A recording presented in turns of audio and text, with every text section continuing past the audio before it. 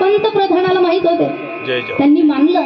म्हणून या दोघांच्या नावाचा नाव आहे जय जवान जय किसान. हा, जय आमदार जय खासदार म्हणले नाही.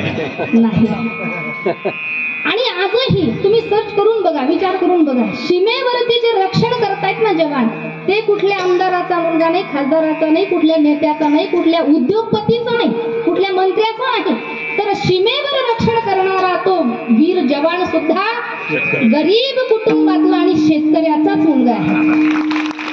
किती उपकार आपल्यावरती आहे, आपणही यांना विसरून चालणार? वेळ संपली का आपली? ए मेरे वतन के